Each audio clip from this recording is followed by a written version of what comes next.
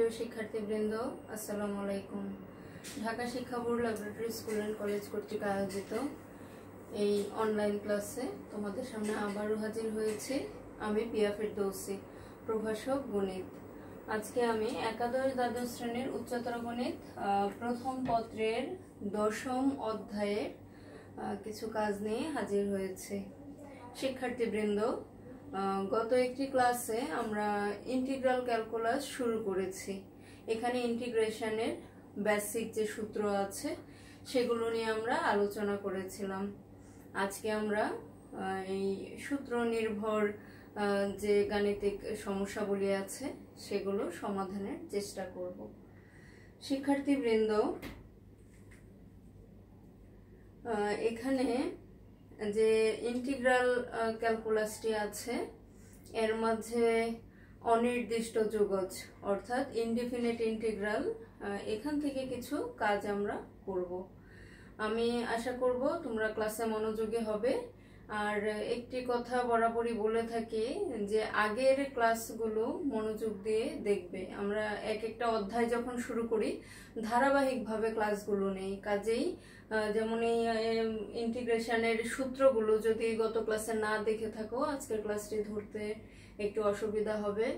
আর যেহেতু ক্লাসগুলো ইউটিউবে আপলোড করা, তোমরা কিন্তু যে কোনো সময় চাইলে দেখতে পারো। তো এই ক্লাসটি ফলো করার আগে তোমরা সূত্রের ক্লাসটি অবশ্যই দেখে নেবে, তারপর ধারাবাহিকভাবে করবে। আর ইন্টিগ্রেশন খুবই সহজ, তোমরা ধারাবাহিকভাবে ফলো করবে। যেমন অনির্দিষ্ট যোগজ যেগুলো আছে এগুলো যদি পারো, নির্দিষ্ট যোগজ পারবে, এরপরে অ্যাপ্লিকেশনটা পারবে। একটি ছাড়লে কিন্তু অন্যটি পারবে না। কাজে একটু ধারাবাহিকভাবে মনোযোগ দিয়ে কাজগুলো করো, ইনশাল্লাহ ভালো করবে। চলো কথা না বাড়িয়ে আজ শুরু করা যাক। কিছু প্রবলেম লিখেছি, আমি একটা একটা করে সমাধান করছি। 1 number,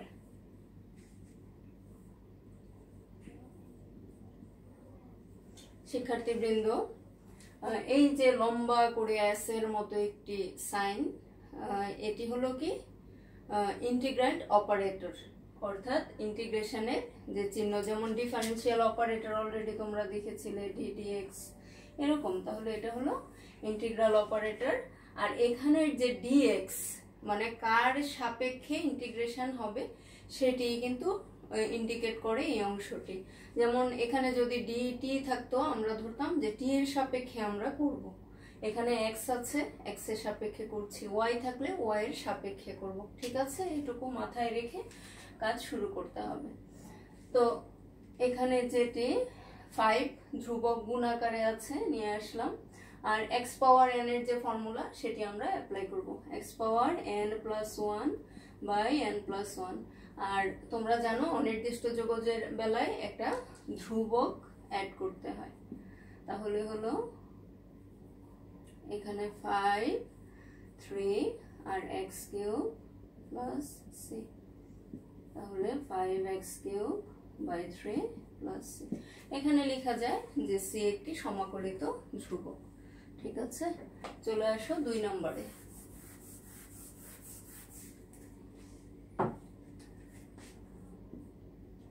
integration x plus 7 x minus 7 dx। শিক্ষার্থীবৃন্দ, যখন এরকম কিছু টার্ম গুণাকারে থাকবে এগুলোকে গুণ করে সিম্পলিফাই করে নিব আমরা প্রথমেই।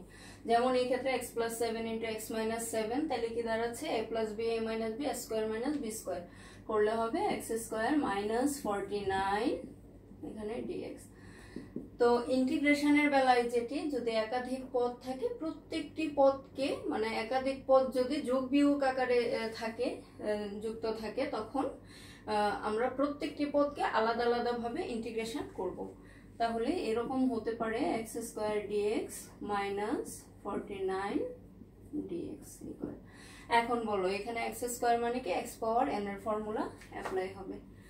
আর লিখছি না 2 প্লাস 1, তার মানে কি 3 বাই 3 মাইনাস যা চিহ্ন আছে সেটি হবে 49 dx।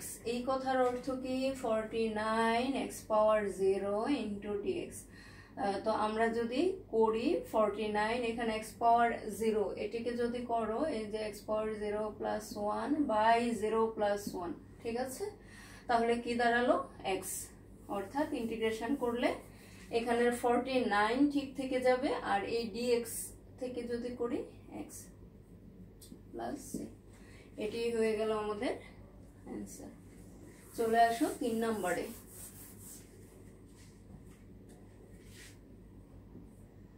Integration x square 1 by x square plus cubic root x dx। শিক্ষার্থীবৃন্দ খেয়াল করো, এখানে একটা বীজগাণিতিক রাশিমালা x এর কয়েকটি পদ এরকম যোগ দিয়ে দিয়ে আছে, যুক্ত আছে। তো ইন্টিগ্রেশনের সময় প্রত্যেকটি পদ আলাদা আলাদা ভাবে আমাদের ইন্টিগ্রেশন করতে হবে। যদি একটা লাইন বাড়াই এরকম করা যায় x পাওয়ার -2 dx 1/3 dx। ওকে, এবার যদি সূত্র অ্যাপ্লাই করো এখানে হয়ে যাবে x পাওয়ার 3/3, তাই তো? প্লাস এখানে যদি করো x পাওয়ার -2 প্লাস 1, তার মানে x পাওয়ার -1, হরেও একইভাবে -1। এখানে কাজ করো x পাওয়ার 1/3 প্লাস 1, তাহলে 1/3 প্লাস 1 এরকমটা আসার কথা। আমরা লিখে ফেলি x পাওয়ার 4/3 4/3। আর যদিও একাধিক ইন্টিগ্রেশন করা হয়েছে একাধিক টার্মে, সি কিন্তু একবারই লিখবো আমরা, সি একাধিকবার লেখার প্রয়োজন নেই। -1/x, এটা কি লেখা যাবে 3x পাওয়ার 4/3/4 প্লাস, তাহলে এই হয়ে গেল আমাদের 3 নাম্বার।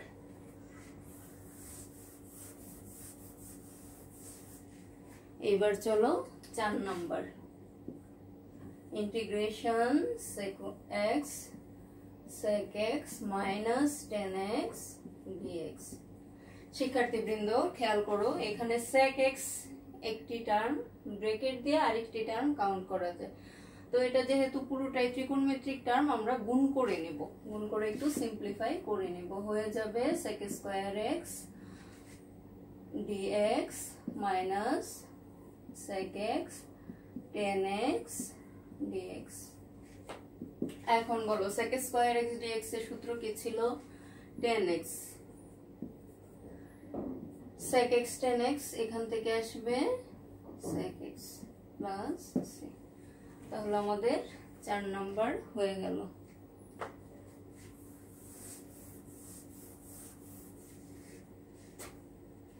পাঁচ নাম্বার, রুট ওভার, সরি এখানে একটা ইন্টিগ্রেশন চিহ্ন আছে, 1 minus cos 2x dx integration. শিক্ষার্থীবৃন্দ ত্রিকোণমিতিক টার্মগুলোর বেলায় তোমরা খেয়াল করবে যে সূত্র দিয়ে কোনো কাজ করা যায় কিনা। হ্যাঁ, যেমন এখানে 1 মাইনাস cos 2x, কোন সূত্র আসতে পারে? 2 sin স্কয়ার x dx। এরপরে যদি লিখি √2 sin x dx। এখন আসো সরাসরি ইন্টিগ্রেশনের সূত্র, √2 চলে আসবে এভাবেই, আর sin x এর ইন্টিগ্রেশন মাইনাস cos x, কাজেই মাইনাসটা সামনে চলে আসলো, আর একটা প্লাস c আমরা দিয়ে দিলাম।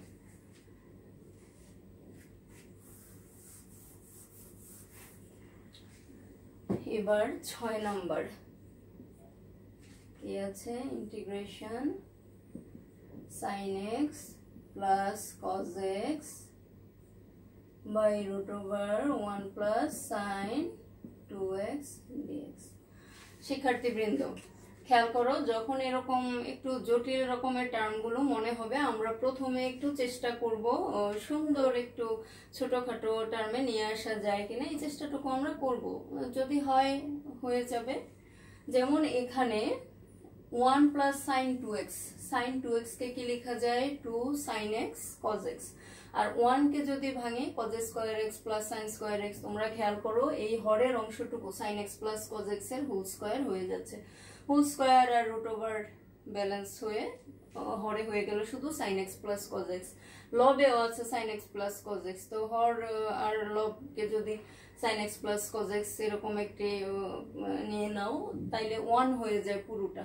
ঠিক আছে, এই কাজগুলোই আমরা এখন ধারাবাহিকভাবে করব।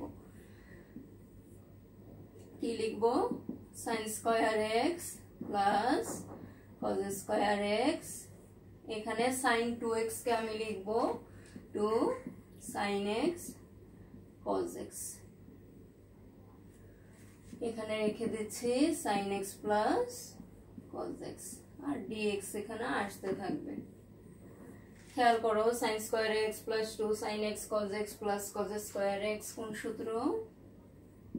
sin x plus cos x এর হোল স্কয়ার, আর এখানে হলো sin x plus cos x dx। Root over আর স্কয়ার ভ্যানিশ হয়ে গেল, তাহলে sin x plus cos x, sin x plus cos x dx, তাহলে দুটো চলে গিয়ে শুধু dx থেকে যাবে। এখন বলো dx এর ইন্টিগ্রেশন x প্লাস c।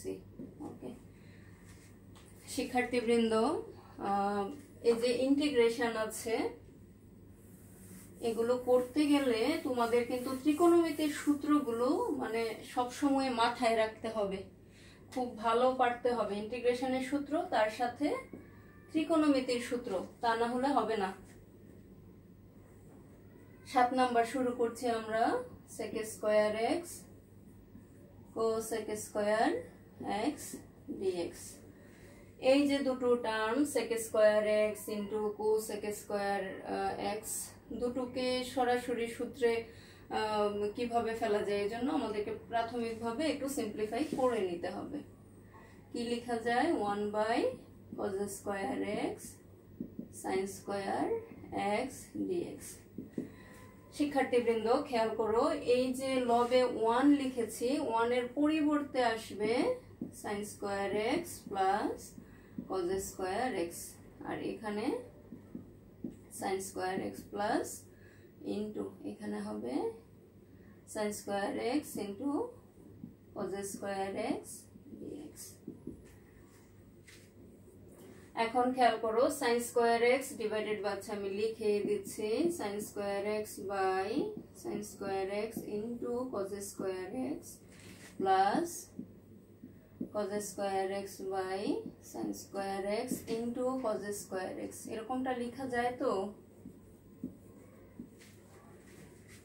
খেয়াল করে দেখো cos স্কয়ার x, এখানে আসে কি sin স্কয়ার বাদ, তাহলে 1/cos স্কয়ার লেখা যাবে sec square x, cos square বাদ 1/sin স্কয়ার, তার মানে কি আসবে cos sec square x dx। এখন ইন্টিগ্রেশন sec স্কয়ার x পাবে, integration cos sec square x পাবে। sec স্কয়ারের ইন্টিগ্রেশন কি? tan x, আর cosec square minus cot x plus c। বাস এটি হয়ে গেল আমাদের 7 নম্বরের যে প্রশ্ন ছিল সেটির সমাধান।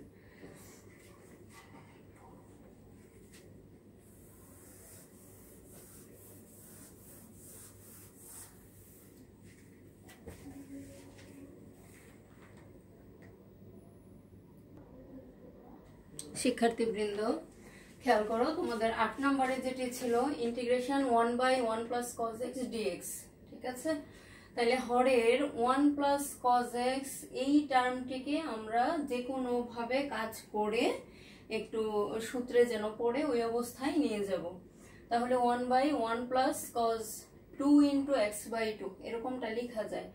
1 প্লাস cos 2x সেটির কি সূত্র? 2 cos স্কয়ার x, এখানে x এর পরিবর্তে কে x/2, এরপরে আসো এখানে হাফ নিয়ে আসলাম আর sec স্কয়ার x/2 dx। ওকে, তাহলে হাফ sec স্কয়ার x/2 অর্থাৎ sec স্কয়ার x, এটির জন্য কি আসে? sec স্কয়ার x এর জন্য আসবে tan x, এখানে x এর পরিবর্তে x/2, আর তোমরা জানো ইন্টিগ্রেশনের বেলায় এক্স এর যে সহগ থাকে কোনো এতে, তো ওটি দিয়ে ভাগ হয়ে যায়। যেমন sec স্কয়ার x/2 হওয়াতে এখানে x এর সহগ কে হাফ, তাহলে হাফ দিয়ে কিন্তু ভাগ হয়ে গেছে। সূত্রগুলো এরকম ছিল, মনে করো যে ইন্টিগ্রেশন sin mx dx, এটিকে কি লিখতাম আমরা, -1/m cos mx plus c, তাই তো। তাহলে m দিয়ে আমরা ভাগ করেছিলাম, মানে x এর যে সহগ সেটি দিয়ে ভাগ হবে, এই জন্য x এর সহগ হাফ, হাফ দিয়ে আমরা ভাগ করেছি। এরপর এই হাফ আর এই হাফ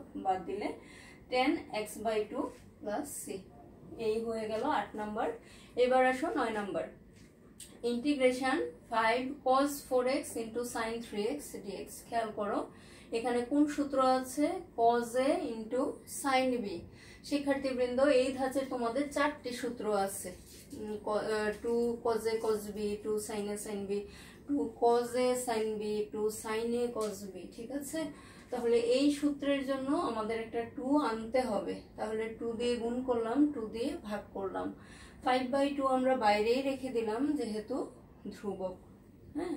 তাহলে 2 cos a sin b সূত্র করো, কোন সূত্র হয়, sin a plus b minus sin a minus b, এই সূত্র। তাহলে সূত্র অনুযায়ী এরকম আসলো।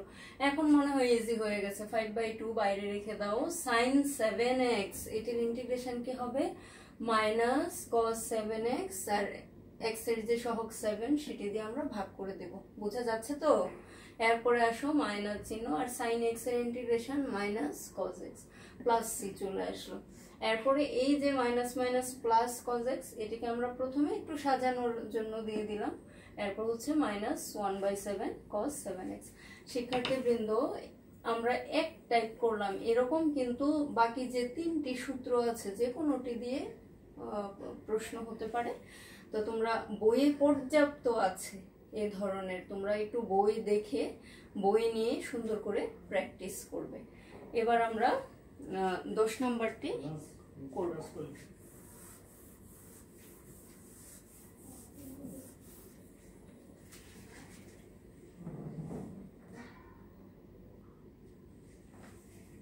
শিক্ষার্থীবৃন্দ আমরা এবার 10 নাম্বারটি দেখব, কি আছে, cos পাওয়ার 4x dx।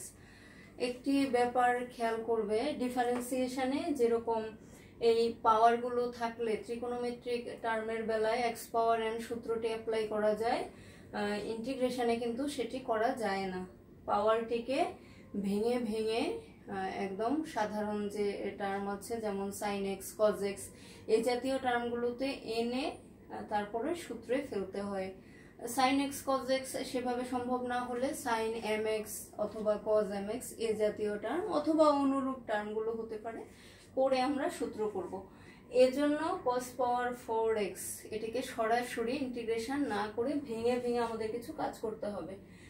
প্রথমে আমরা cos to the power 4x যেটি আছে সেটিকে নিয়ে একটু কাজ করে ঠিক করে নিচ্ছি। খেয়াল করো এই cos to the power 4x এটিকে কি লেখা যাবে, cos স্কয়ার x এর হোল স্কয়ার। এখন শুধু cos স্কয়ার x থাকলে কোনো সূত্র আমরা একদম সহজেই পাচ্ছি না, এজন্য এখানে একটা 2 দিয়ে গুণ করলাম। এখন দেখো 2 cos স্কয়ার x সূত্রে কিন্তু ফেলার একটি পথ হচ্ছে, 2 দিয়ে গুণ করাতে এখানে কি করতে হবে, 4 দিয়ে ভাগ করে দিতে হবে, ঠিক আছে। এইভাবে আমরা কাজটা শুরু করলাম। তাহলে 1/4 অর্থাৎ 2 নিয়েছি cos স্কয়ার x এর সাথে, সেটি বর্গ হতে হয়ে যাবে 4, যেজন্য আমরা 4 দিয়ে ভাগ করেছি। ব্যাপারগুলো খেয়াল করে সুন্দর করে করবে। 1/4, তাহলে 2 cos স্কয়ার x সূত্র কি, 1 প্লাস cos 2x তার হোল স্কয়ার। এরপরে খেয়াল করো 1/4 a plus b whole square সূত্র করো, a plus 2ab plus b square, ঠিক আছে। এরপরে যেটি 1/4 তোমরা দেখো 1 তাকে ইন্টিগ্রেশন করা যাবে dx হিসেবে নিয়ে এসে, এটিও এই যে cos mx এ চলে আসছে, শুধু এই টার্মটি বাকি আছে, এজন্য তাকেও তোমার mx এ নিয়ে আসতে হবে। আর আনার জন্য কি করেছো, এখানে 2 দিয়ে গুণ করেছো, 2 দিয়ে ভাগ করেছো। আর এই যে 1/4 এটি কিন্তু পুরো বাইরে রেখেই আমরা কাজগুলো করছি। 1/4 ইন্টু দিয়ে 1 প্লাস এইটুকু ঠিক থাকলো হাফ, আর 2 cos স্কয়ার x সূত্র ছিল 1 প্লাস cos 2x, যেহেতু এখানে 2x আছে হয়ে যাবে কি 4x। এখন খেয়াল করো কোনো টার্মেই কিন্তু মানে 1 ছাড়া 1 এর বেশি কোনো পাওয়ার নেই, কাজেই আমরা মোটামুটি সিম্পলিফাই করতে পেরেছি। এবার সুন্দর করে একটু গুছিয়ে লিখতে হবে। 1/4, এই যে 2 আর 4 ব্যালেন্স হয়ে হাফ হলো cos 2x, হাফ আর এখানের এই যে 1/4 আছে 1/8, এটাও হয়ে গেল 1/8 cos 4x। এই অংশগুলো একটু মনোযোগ দিয়ে করবে। তো 1/4 এই যে এটি আর এটি যোগ করলে 3/8 plus half cos 2x plus 1/8 cos 4x এভাবে। এবার চলে আসো যে সুতরাং এটাতে যদি ইন্টিগ্রেশন দেই আমাদের যে পদটা পেয়েছি আমরা ভাঙার ফলে cos to the power 4x কে, সেটিতেও হোল ইন্টিগ্রেশন দিয়ে একটা dx দিয়ে দিলাম।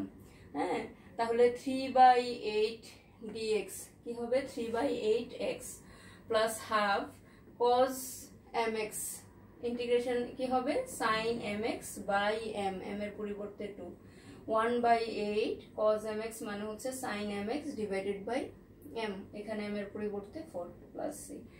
এরপরে যেটি হয়ে গেল 2 দ্বিগুণে 4, এই যে 1/4 sin 2x আর হচ্ছে 1/4 sin 4x প্লাস c। এখান থেকে চাইলে আবার 1/4 কমন নিয়ে আরেকটা লাইন লেখা যায়, চাইলে লিখতে পারো, কোনো অসুবিধা নেই, এভাবে রেখে দিলেও চলে। ঠিক আছে, তো আজকে আমি যে কয়টা এই যে প্রবলেমে নিয়েছি এগুলো ইন্টিগ্রেশনের একদম বেসিক সূত্র নির্ভর। ঠিক আছে, তোমরা কয়েকটা টাইপ করে ফেলবে, অসংখ্য টাইপ করা যায়, তার মাঝে আমি 3টে টাইপ করে অঙ্কগুলো সমাধান করব। তো আজকের ক্লাসে আমার ছিল বেসিক সূত্র নির্ভর যে ইন্টিগ্রেশন, এগুলো তোমরা বই নিবে, বইয়ে পর্যাপ্ত প্রবলেম আছে, চেষ্টা করবে করার, যত বেশি করবে তত ভালো পারবে, কাজেই বেশি বেশি প্র্যাকটিস করবে। ভালো থাকবে সবাই, আল্লাহ হাফেজ।